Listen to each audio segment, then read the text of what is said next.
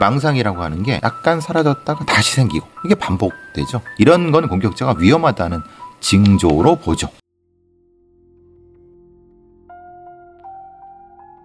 가끔은 무거운 침묵이 더 많은 이야기를 담고 있는 때가 있습니다. 2019년 6월 3일, 그날이 바로 그랬습니다. 주말을 맞아 잠시 지방으로 외출을 했던 김씨 부부는 볼일을 마치고 다음날 오전 10시 20분경 집으로 돌아왔습니다. 문을 열고 들어온 집안엔 정적만이 감돌고 있었습니다. 예상하지 못했던 침묵에 꺼림칙한 기분이 들었던 부부의 불안은 작은 방의 문을 열었을 때 경악으로 바뀌었습니다. 침대 위에 누군가 피가 낭자한 채 쓰러져 있었기 때문입니다. 한눈에 보기에도 심각한 부상을 입은 인물은 바로 아내의 어머니 78세 한영숙 씨였습니다. 부부는 곧바로 경찰에 신고 전화를 했고 출동한 경찰은 현장을 살펴보기 시작했습니다. 피해자의 몸에선 총 31개의 자상이 발견됐습니다. 상처는 양쪽 눈과 목 부위, 어깨 등 상반신에 집중되어 있었는데 사방에서 무자비한 공격이 이뤄진 것으로 보였습니다. 피해자는 일반 칼보다도 더 날카로운 무언가에 의해서 무자비하게 찔려 과다출혈로 그 자리에서 숨진 것으로 보였습니다. 현장 확인 후 부부가 사용하는 안방을 둘러보던 중에 특이한 점을 발견했는데요. 부부의 베개와 이불도 난도질당한 듯 사방으로 찢겨 있었습니다. 총 31번의 무자비한 공격, 그리고 찢겨진 부부의 베개와 이불. 이들 가족에게 원한을 품은 누군가의 범죄인 걸까? 피해자는 작은 방 침대 정면을 보고 누운 상태로 발견됐고 집안 어디에서도 외부 침입의 흔적은 찾아볼 수 없었습니다. 그런데 그때 화장실 거울에 할머니 죽이고 나도 죽음이라고 써 있었습니다. 립스틱으로 쓴 것처럼 보였는데 이 김씨 부부한테 물어보니까 부부의 딸, 그러니까 피해자 외손녀의 필체와 동일한 것으로 확인됐습니다. 부부의 딸이자 피해자의 외손녀인 19살 김은혜 씨는 부부와 함께 살고 있었는데 그날은 외출한 듯 보였습니다. 아파트 엘리베이터 CCTV를 확인한 경찰은 김 씨가 오전 4시 30분경 집 밖으로 나간 사실을 확인했습니다. 정말 손녀 김 씨가 외할머니를 끔찍하게 살해한 범인이 맞는 것일까? 진실을 밝히기 위한 경찰의 본격적인 추적이 시작되었습니다.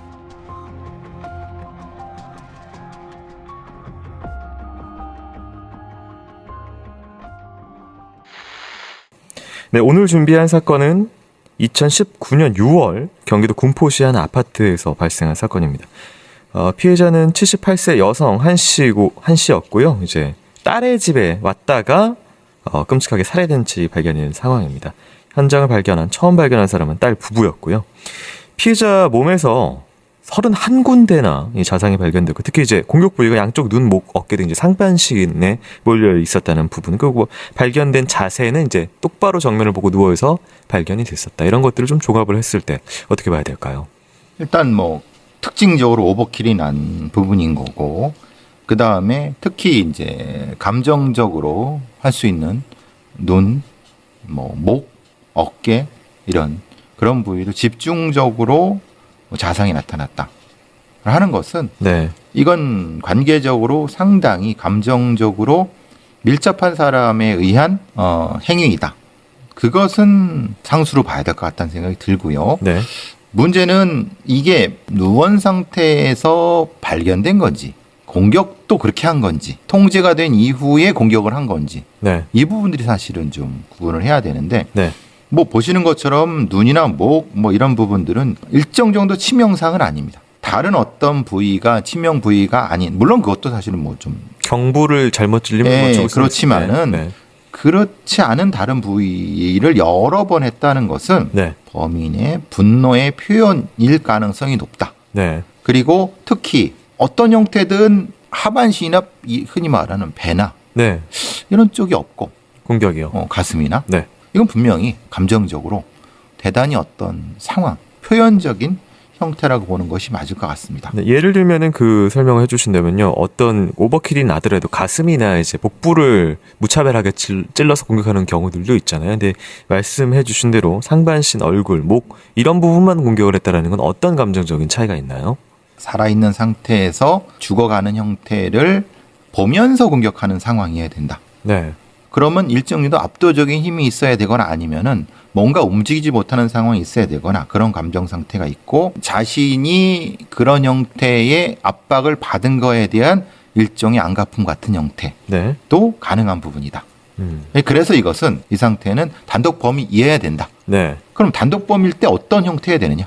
말하자면 앉은 상태에서 잡고 아니 그 누운 상태에서 근데 누운 상태라고 하면 이게 그렇게 되기가 어려운데 왜냐하면은 이 공격적인 부분이 한쪽으로 쏠려갖고 이게 되기가 힘들어요.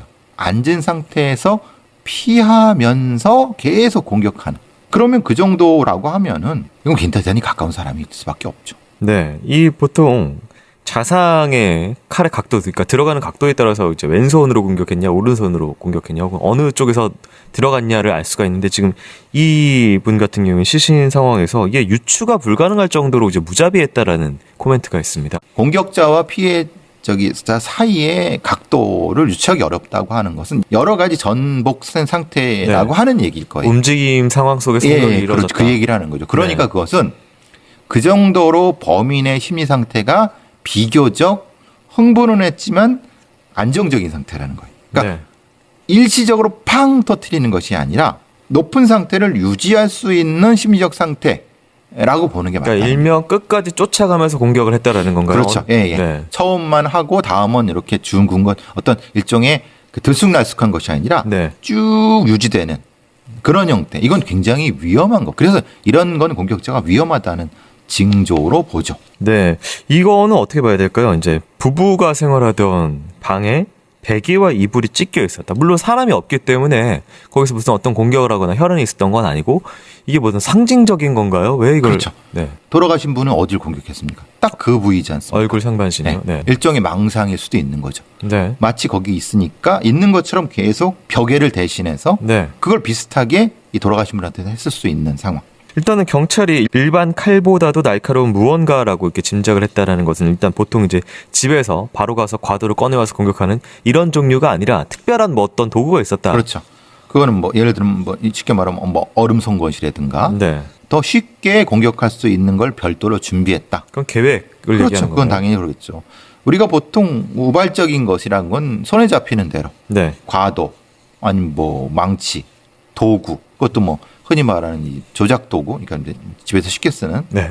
근데 그것이 아니라고 하면 이것은 계획성이죠, 당연히. 네. 이것도 마지막으로 이건 솔직히 뭐 드라마나 영화 뭐 이런 데서 많이 보던 장면 같아요. 이제 거울에 립스틱으로 글씨를 써놨는데 내용이 할머니 죽이고 나도 죽음이라는 글씨가 있었고 마침 이 외손녀가 있었는데 오전에 이제 4시 30분경 집 밖으로 나간 CCTV 확인이 됐습니다. 그래서 이게 아무래도 연관성, 내부 인물, 뭐 전체적으로 그림이 좀 그려지는 것 같은데요. 다른 생각을 하면 네, 어떤 다른 범인이 이 돌아가신 분을 이렇게 죽이고 네, 이 손녀한테 뒤집어 씌우려고 할머니 죽이고 나도 죽음이라고 썼다고 하면은 네, 그랬다고 하면 CCTV라든가 아니면 그 상황이 있음에도 불구하고 그걸 썼다는 건 이상하죠. 네, 그죠? 말하자면 자기가 나갈 때는 CCTV에 찍히고 막 그러는데 네, 그러니까 이 립스틱 글씨라고 하는 것은 이건 범인이 썼을 수 있다. 네, 왜? 어떤 특별한 어떤 펜이나 그런 것이 아니라 네, 지금 있는 거잖아요. 도구는 준비를 했고 립스틱은 거기 있는 거로 일종의 감정적 표현을 립스틱으로 하는 경우도 우리가 많이 보지 않습니까? 네. 그럴 가능성이 제일 농후하지 않을까. 네, 이 진실을 밝히기 위해서는 현장에 흔적을 남기고 사라진 손녀딸부터 찾는 게 시급했었는데요. 그날 집에서 무슨 일이 벌어졌던 건지, 집 밖으로 나간 손녀 행방은 어떻게 됐는지 이어서 살펴보도록 하겠습니다.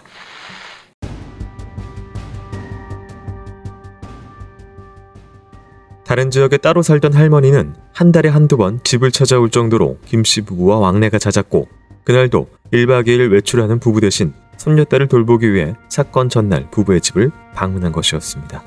정황만으론 도무지 이해가 되지 않는 범행 동기와 현장, 오직 사라진 김양만이 그날의 진실을 말해줄 수 있었습니다. 경찰은 시신 발견 약 4시간 후인 오후 2시 40분경 군포의 한 교육원에서 김양을 발견했습니다. 이곳에서 김양을 눈여겨보던 시민은 당시 김양의 상태를 이렇게 기억했습니다. 1시간 반 정도 이것저것 서성거렸어요. 앉아서 책을 보기도 하고 가만히 앉아있기도 했는데 상당히 피곤한 사람처럼 보였습니다. 경찰은 공포 시내를 배회하던 김양을 긴급 체포했습니다. 경찰은 김양에게 외할머니와 관련된 일들을 추궁하기 시작했습니다. 김양은 화장실 거울에 글씨를 쓴 것은 본인이 맞으며 자신이 외할머니를 살해했다고 인정했습니다. 하지만 평소에 환청이 자주 들렸어요. 그날도 알 수 없는 뭔가로부터 지배를 받는 느낌이 들었어요. 그리고 죽어라 이런 소리도 들었어요. 그래서 할머니를 살해하고 저도 죽으려고 화장실에 글을 썼고 욕조에 물을 받아가지고 얼굴을 담갔는데 무서워서 도중에 그만뒀어요. 할머니 시신이랑 같이 있는 게 무서워서 집 밖으로 나왔어요. 무언가에 지배당해 우발적으로 할머니를 살해하고 자신도 죽으려고 했다는 손녀 김양의 주장. 경찰은 정확한 범행 동기를 밝히기 위해 주변 탐문을 토대로 김양의 행적을 쫓기 시작했습니다. 사건과 연관된 것으로 보이는 김양의 행적은 할머니가 방문하기로 한 날인 6월 2일 처음으로 포착됐습니다. 김양이 집 근처의 한 마트에서 회칼 5자루와 목장갑 4개를 구입한 사실이 확인된 것입니다. 그리고 휴대전화 검색 기록엔 칼로 사람을 살해하는 법, 칼 잡는 법 등 살펴본 기록도 남아 있었습니다. 또 범행을 적극적으로 은닉하려 한 정황도 확인됐습니다. 김양은 체포될 당시 숨진 외할머니의 휴대전화를 가지고 있었습니다. 본인 휴대전화는 집을 나오면서 변기에 빠뜨렸다고 했어요. 자신의 위치가 추적되는 걸 피하기 위한 의도로 볼 수 있었습니다. 환청을 듣고 저지른 우발적 범행이란 주장과는 상반되는 김양의 행적에 경찰은 계획범죄의 가능성을 두고 존속 살해 혐의로 김양에 대해 구속영장을 신청했습니다.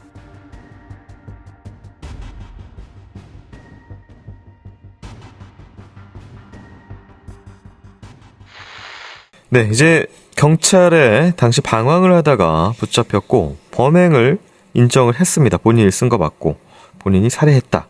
그런데 환청을 들었다, 죽어라 라는 지배를 받는 느낌이었다는 표현으로 얘기를 했는데 이거 어떻게 보실까요?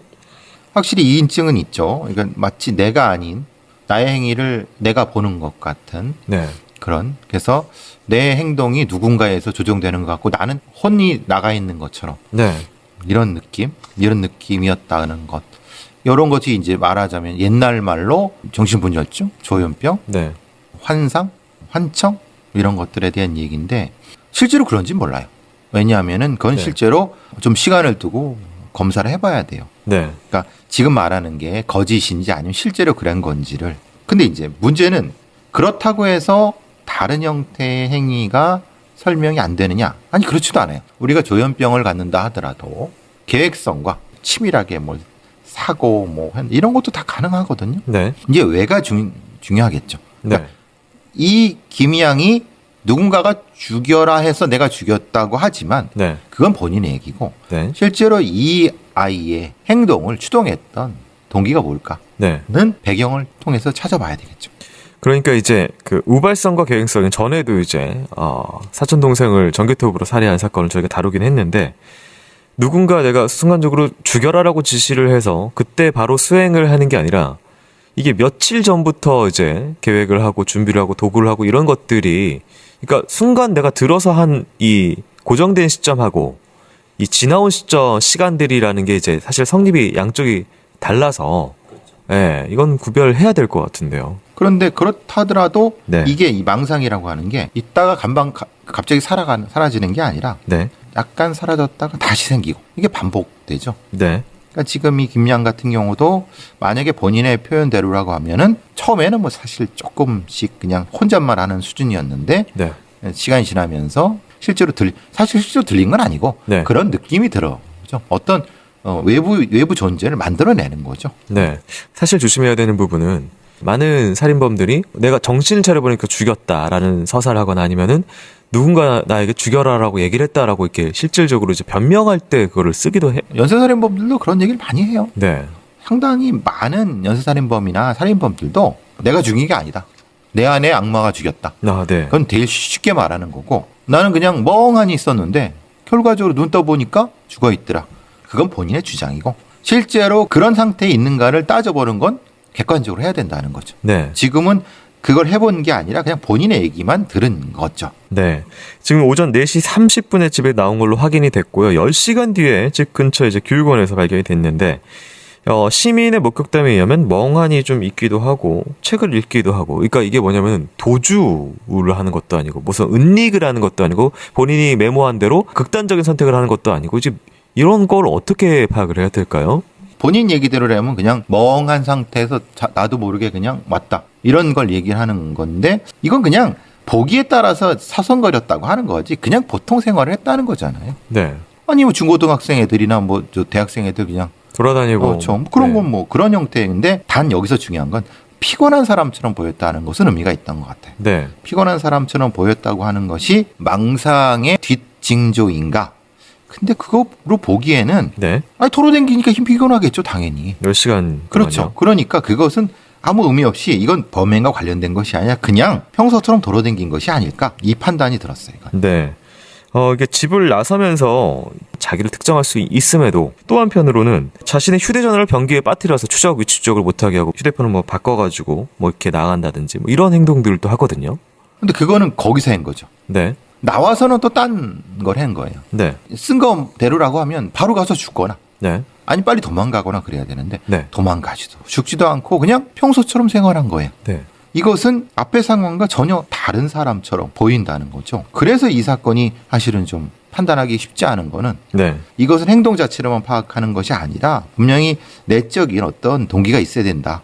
그걸 판단해야지 지금 움직이는 것으로는 판단하면 안 되겠다. 네. 라고 판단해야 될 것 같아요. 사전 준비는 어떻게 보시나요? 회칼을 이제 구매를 하고 그다음에 죽이는 방법도 검색을 했는데, 이제 이런 거죠. 내가 누구를 죽여야 되겠어라고 해서 그걸 준비했다 했는 것도 있지만은 뭔가 이렇게 계속 뭐 속삭여 준비해야 돼. 근데 그게 할머니야. 이런 두세 가지 사파가 섞였을 수도 있는 거예요. 네. 그러니까 여기서 말하는 계획성이라고 하는 것이 할머니 죽이기 위해서 회칼을 사야 돼 라고 하는 논리적인 것보다는 조각조각적으로 계획을 계속 해왔다, 네. 이렇게 볼 수도 있는 거죠. 근데 그게 할머니였다는 것이 나중에 조합이 된다, 네. 이렇게 볼 수도 있는 거고, 그러니까 이것은 계획성은 존재하지만 그 계획성이 할머니를 향한 것인가에 대한 부분은 다시 또 판단해 봐야 되는. 네. 5자루나 구매, 보통 이제 뭐 2자루 정도까지는 뭐 익숙하게 좀 보는 거 같은데 5자루는 좀 과하죠. 예. 네. 5개? 그럼 5명을 죽이려고 그랬나? 아니 5번 찌르려고 그랬나? 그게 아니라 그럼 그냥 준비한 것이 아닐까? 누구를 죽여야 돼? 아니면 자기를 방어해야 돼? 그런 느낌도 이런 경우는 가능할 것 같고, 목장갑 4개는 또 해. 목장갑 5개는 또 몰라도. 근데 또 겸색계록에는 칼로 사람 죽이는 법, 칼 잡는 법을 해서 이건 사실은 연습했다는 거잖아요. 어떻게. 네. 그 얘기를 지금 하니까 분명한 계획성은 존재한다. 네. 살인의 계획성도 존재하겠다. 근데 그게 할머니인지 이 연관성을 또 찾아봐야 되는 부분. 네. 평소에 왕래가 잦고 사이가 좋았다는 외할머니를 김양은 왜 그렇게 잔혹하게 살해를 한 것인지 사건 이어서 살펴보도록 하겠습니다.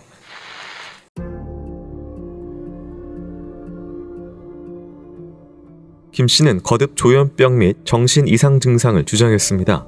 망상과 환각 증상이 나타났고 감정 표현의 말수가 줄어들고 모든 일에 흥미와 의욕이 저하되며 개인 위생 관리가 되지 않는 전형적인 조현병 전조 증상이 나타났다는 것입니다. 하지만 범행 직전 상황에 대해서 지배를 받는 느낌을 받았다거나 죽어라 라는 소리를 들었다고 진술했는데, 이외에 피고인이 주장하는 증상들은 조현병 환자들이 보이는 환청 경험과는 다른 일종의 사고장애 등으로 보입니다. 또한 범행과 관련해 피고인에게 현실 검증력 손상이나 지각적 왜곡 등이 관찰되지 않았고 범행의 고의성과 범죄성을 자각하고 있는 것으로 보입니다. 누군가의 지배를 받아서 할머니를 살해했다는 김 씨의 주장을 신뢰하기 어려운 상황이었기에 경찰은 진짜 범행 동기를 찾고 있었습니다. 그러던 중 김양의 휴대전화를 확보해 분석하자 평소 김양의 생각을 짐작해 볼 수 있는 다수의 메모를 발견했습니다. 사건이 일어나기 약 3주 전인 2019년 5월 14일에 벌레남 죽일 계획을 짜야 한다, 스시칼, 이렇게 메모를 작성했고요. 3일 후인 17일에는 더러운 쓰레기 새끼, 스시칼로 썰어버릴 계획, 이렇게 적어둔 메모가 발견됐습니다. 김양의 휴대전화에서 발견된 메모는 주로 남성에 대해 극도의 부정적인 내용이 담겨져 있었고, 실제로 김양이 남성을 적대시하는 급진적 페미니즘 사이트인 워마드에 자주 접속하며 혐오주의적 사고에 심취했다는 사실이 밝혀졌습니다. 워마드는 생물학적 여성만을 위한 온라인 커뮤니티로 남성을 비하하는 이들이 활동하는 사이트로 알려져 있습니다. 하지만 결국 김양에 의해 억울하게 세상을 떠나게 된 피해자는 자신을 아끼고 사랑해주던 여성, 외할머니였습니다. 김양은 대체 왜 이런 선택을 하게 된 것일까? 김양은 평소 남자를 벌레로 봤고 칼로 찔러 죽이고 싶지만 밖에 나가지 않아서 또 남자를 찾을 수 없었다라고 진술했습니다. 남성에 대한 심각한 수준의 적대감은 결국 가부장제의 기여자로 여긴 기혼 여성을 향했고요. 실행이 용이할 것으로 판단된 피해자와 단둘이 집에 있게 되자 범행을 저지른 것으로 보고 있습니다. 혐오 사상에 심취했던 김양이 본격적으로 살인에 관심을 갖게 된 건 범행이 있기 약 8개월 전 서울에서 발생한 한 살인사건 때문이었습니다.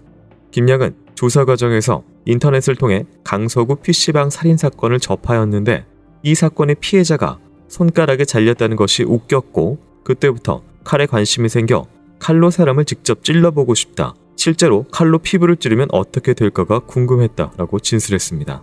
그리고 범행 대상에 대해서는 그저 가까운 곳에 있어서 정한 것일 뿐 누구인지는 상관이 없었다는 취지로 진술을 하게 되었습니다.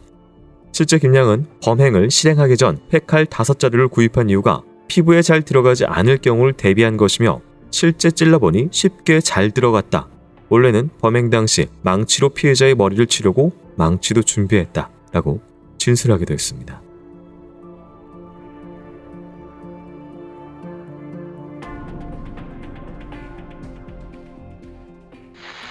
네, 이제 본인은 뭐 어떤 이런저런 의혹이 줄고 말수 줄고 개인 위생 관리 안 되고 이런 뭐 조현병 증상이었다라 쪽으로 주장을 하는데 임상 심리 전문가는 조현병 환자들이 보이는 환청 경험과는 다른 일종의 사고 장애 등으로 보인다. 그리고 여러 가지 당시의 지각적 왜곡 뭐 이런 것들이 훼손되지 않은 상태였다라고 분석을 했거든요. 어떻게 보실까요? 본인도 헷갈린 것 같아요. 제가 보기에는 네, 조현병이라고 주장을 하고 싶었는데 문제는 조현병이 어떤 증상을 나타나는지에 대해서는 설명이 안 된 거죠. 네, 막연하게 뭐 환상, 환청 이런 것들이 보인다고 하지만 네. 조현병의 핵심적인 거는 그것보다는 이 현실적인 것에 네, 지각적인 왜곡 이런 것들이 존재해야 되거든요. 네, 그러니까 그런 부분들이 없이 그냥 막연히 환상에 들렸다 이렇게 얘기를 하니까 당연히 전문가들은 저 거짓말하고 있구나. 네. 저거는 조현병이 아니고 아니면은 뭔가 착각을 하고 주장을 하는 건데 실제로는 네. 치밀하게 하는 성격 장애일 가능성이 높다라고 음. 판단을 했을 거예요. 이 김양의 김씨 휴대전화에서 남성 혐오적 내용의 문자가 좀 다수가 발견이 됐고 이제 워마드는 아시는 분들은 뭐 잘 아시는 좀 레디컬 페미니즘이라고 하기에 좀 이게 정의가 좀 어렵긴 하지만 어쨌든 미러링이죠, 미러링. 네네. 급진적인 남성 우월주의 사이트를 네. 미러링. 이걸 모든 걸 딱 반대로 한 거잖아요. 네. 예. 거울상 같은. 근데 이제 어쨌든 성향이 굉장히 그래가지고 뭐 남자를 뭐 벌레남을 죽여야 되고 성기를 자르고 싶고 막 이런 이야기들을 했었는데 이런 성향들하고 지금 이제 앞서서 37벌의 패칼로 이렇게 공격을 한 이런 범죄의 어떤 연결적으로 볼 때 어떻게 볼 수가 있을까요? 무엇인가 이렇게 그 행위를 하고 싶었던 것 같아요. 네. 일종의 살인의 쾌락 아니면 뭔가 행위에서 그런 어떤 짜릿한 경험 같은 거를 그것을 느끼고 싶은 상태인 것 같아요. 결국은 조현병이나 정신장애보다는 네. 성격장애가 있는 것이 그게 더 맞을 거라는 판단을 하게 되는 경우도 그러니까 극단적인 혐오잖아요. 네. 예. 그 이제 판결문 내용을 보면요. 이 5월 14일부터 31일까지 별다른 이유 없이 이 외할머니의 휴대폰에 남성 혐오 내용이 담긴 문자 메시지를 전송을 합니다. 그래서 이게 이제 어쨌든 지금 이제 워마드도 그렇고 생물학적 여성이 굉장히 또 중요한 어떤 구심점 같은 게 되는데 여자이고 자기 평상시 아껴줬던 외할머니를 대상으로 삼는다는 거죠. 예를 들어서 어린 남자, 제가 제압할 수 있는 어린 남자아이를 대상으로 한 것도 아니고 이런 것 때문에 이 분석이 굉장히 어려워 보이는데요. 근데 사이코패스라고 하는 존재들 중에 네. 이 범죄적으로 각성되는 경우에는 제일 가까운 자기가 쉽게 통제할 수 있는 네. 대상을 먼저 실험적으로 공격을 합니다. 주변의 약자. 네. 네. 그게 이제 뭐 동물이 되든 아니면 뭐 성매매하는 여성이라든 이렇게 합니다. 그러니까 지금 이 외할머니도 딱 같이 생활하는 사람은 아니에요. 가끔 와서 돌봐주는 분이. 한 달에 2번 정도 그러니까. 오시는. 네. 그러니까 범행 대상은 최적이죠. 그러니까 이제 남성 혐오적인 내용이라고 하는 거는 굉장히 공격적인 말일 거란 말이에요. 네. 그걸 시범적으로 보낸 거죠. 어떻게 반응하는가? 실제로 남자한테는 이걸 못 보내죠. 무슨 일이 벌어질지 모르니까. 무서워서요. 그렇죠. 한번 네. 하고 되면 또 실수로 했을 수 있는. 네. 그러니까 일종의 연습 상대? 뭐 이렇게 보는 것이 맞지 않을까? 그렇다면 이 분석, 그러니까 예를 들어서 이 적대감이 가부장제의 기여자로서의 기혼 여성으로 향해서 어쨌든 그게 전이가 돼가지고 그쪽으로 갔다라는 것보다는 그냥 약자였기 때문에 그게 워마드가 그런 걸 네. 행위적으로 하기 때문에 네, 극단적으로 남성을 그냥 혐오하잖아요. 네, 그러니까 그게 남성이든 여성이든 이 사람한테 상관이 없어요. 그냥 자기 위치에서 네. 그 혐오 표현을 할 수 있는 공간에 들어갔을 뿐이에요. 당시 이제 그 강서구 PC방 살인 사건이 8개월 전에 벌어졌습니다. 그래서 이제 김성수 이 범인이 벌인 범죄인데 당시에 이제 수차례 칼로 78번이죠. 네. 일명 난자라고 표현될 정도로 공격을 했었는데 이걸 보고 네. 그 범인의 네. 얼굴도 네. 김성수 네. 그 행위도 그대로 했을 것 같은데 들어요.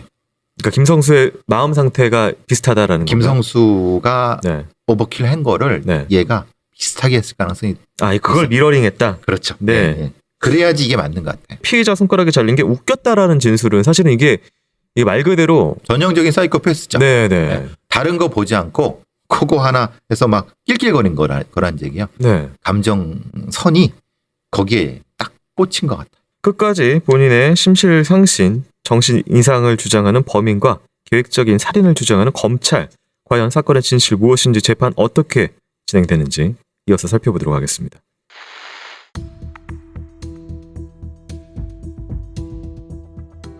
김양은 자신의 범행에 대해 대체적으로 부인하지 않고 인정했습니다.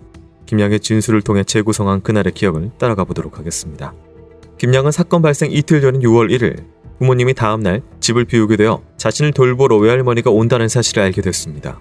이때부터 범행을 계획하기 시작한 김양은 부모가 없는 사이 외할머니를 살해하기로 마음먹고 다음날 오후 4시 40분경 집 근처에 있는 대형마트에서 총 길이 32.5cm, 칼날 길이 21cm의 회칼 5자루와 목장갑 4개를 구입했습니다. 그리고 집으로 돌아와 회칼과 목장갑 등을 안방에 숨겨둔 후 평소와 다름없이 외할머니를 맞이했습니다. 그리고 김양은 밤 12시 30분까지 자신의 방 침대에 할머니와 누워 이런저런 이야기를 나누며 할머니가 잠들기를 기다렸습니다. 할머니가 잠든 거 확인하고 방에서 나와서 안방에 숨겨둔 회칼 2개랑 목장갑 가지고 나온 다음에 목장갑 낀 양손에 회칼 1개씩 들고 다시 제 방으로 들어갔는데 할머니가 깨 있었어요. 그래서 침대 옆에 칼을 숨기고 무릎을 꿇고 앉았는데 할머니가 너 왜 안 자니? 그랬고 저는 할머니한테 할머니 내가 얘기해줄까? 이렇게 말한 다음에 준비한 칼로 공격했습니다. 갑작스럽게 칼을 꺼내든 김씨는 31번 할머니를 무참히 공격했습니다. 할머니가 사망하자 화장실 거울에 립스틱으로 할머니 죽이고 나도 죽음이라고 쓴 다음 극단적 선택을 위해 욕조에 물을 받고 들어가 죽으려다가 막상 숨이 안 쉬어지자 무서워 자살 시도를 중단했다고 했습니다. 이후 죽은 할머니와 있는 것이 무서워 밖으로 나가게 되었다는 김씨. 김씨는 범행을 저지를 당시에 할머니의 휴대전화가 울릴 것을 대비해 전화를 미리 방 밖으로 내놓는 치밀함도 보였습니다. 김양에 대한 정신 분석을 담당한 전문 심리위원은 김양이 남성에 대한 적대적인 시각을 갖게 된 원인을 초등학교 시절 당한 성추행과 중학교 때 당한 학교 폭력과 집단 따돌림이라고 분석했습니다. 이런 피해 사실은 고등학교 때부터 막연한 피해의식을 갖게 만들었고 극도의 방어적인 행동을 불러왔다는 것입니다. 실제 김양이 범행 이전부터 일부 퇴행적이고 기이한 행동을 했다는 증언도 있었습니다. 학창 시절에 자기 배설물을 가지고 다닌 적도 있어요. 또 자기 생리혈을 직접 맛보는 이상한 행동을 보이기도 했는데 그게 심각한 일이라고 생각하지 않았고 그냥 나무라기만 했습니다. 김양은 자신이 어려서부터 성추행과 학교 폭력에 시달렸지만 가정으로부터 적극적인 보호를 받지 못했다고 주장했습니다. 김양은 범행을 저지른 2019년 3월 대학에 입학했으나 재학 당시 성희롱을 당하고 학교 생활에 적응하지 못해 한 학기를 마치고 자퇴했습니다. 그 후 주로 집에서 생활하던 중 아버지로부터 왜 저런 것이 태어나서 1년 정도 공무원 시험 준비해보고 안 되면 집을 나가라 라는 이야기를 들었고 어머니 또한 자주 화를 내며 나가 죽어라 라고 비난을 했다고 진술했습니다. 그녀의 정신 상태와 범행에 대한 법원의 판단은 어땠을까? 법원은 김양의 범행 수법이 대단히 끔찍하고 잔인하며 계획적이었다 판단하였고 또 범행 대상이 자신을 아껴주고 보살펴주던 직계 가족인 할머니였다는 점을 들어 25년형을 선고했습니다. 하지만 김양 측은 조현병 가능성을 거듭 주장하며 이 사건의 범행 당시 정신장애로 사물을 변별하거나 의사결정할 능력이 미약한 상태에 있었다며 1심에 불복해 항소에 나섰습니다.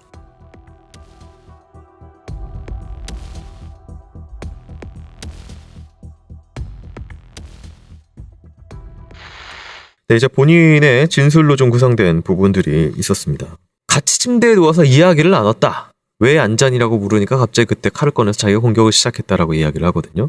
말 그대로 대체적으로 네. 맞을 겁니다. 말 그대로 이게 너무 뜬금없어서 할머니 입장이 아니라 본인의 입장에서는 되게 굉장히 자연스럽게 범행을 한 거예요. 네, 그러니까 어떤 말 그대로 뭐 분노의 트리거라든지 뭐 이런 것들이 전혀 없고 전혀 없죠. 네, 없고 그냥 하고 싶은 대로 한 거예요.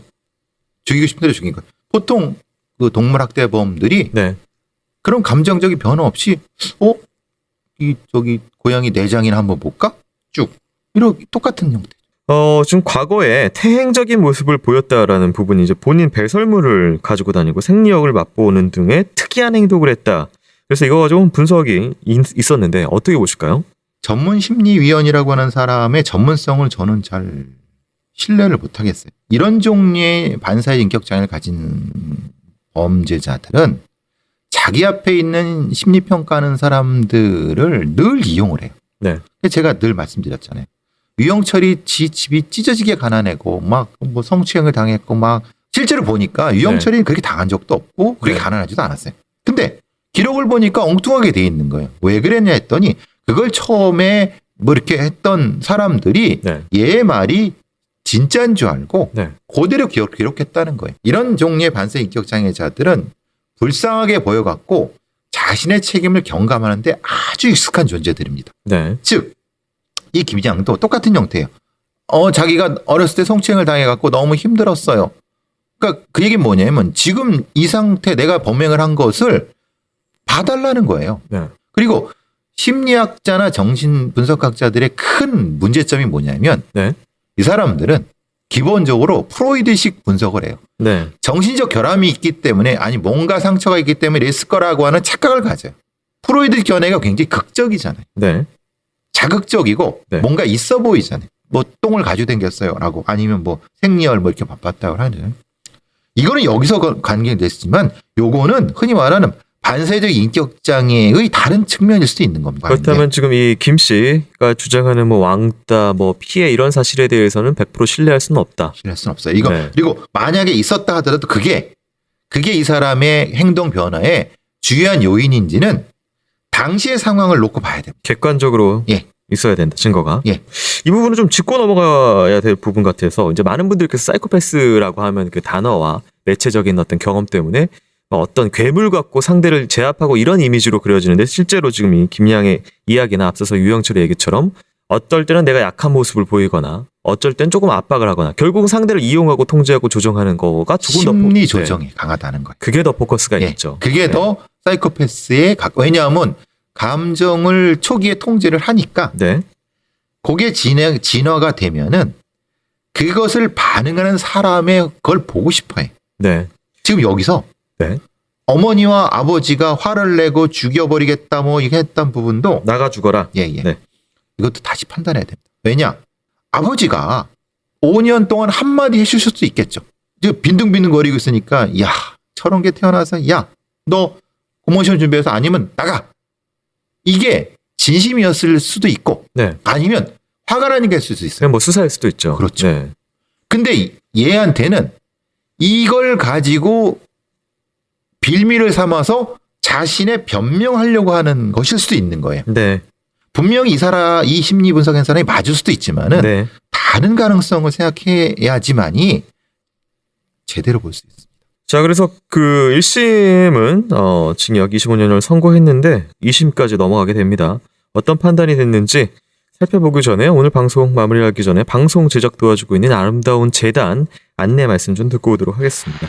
실제 이제 보육원에서 지냈던 자립 청년들은 여전히 이런 시선들 그리고 이런 기억들이 마음에 박혀 있다고 합니다. 미디어에 스며나온 그 대중의 시선, 이런 뭐 경제적인 부분까지 18살에 보육원을 나와야 하는 아이들 앞에 여전히 많은 장애물이 있습니다. 네, 크라임은 보호 종료 아이들을 돕는 아름다운 재단과 함께 하고 있습니다.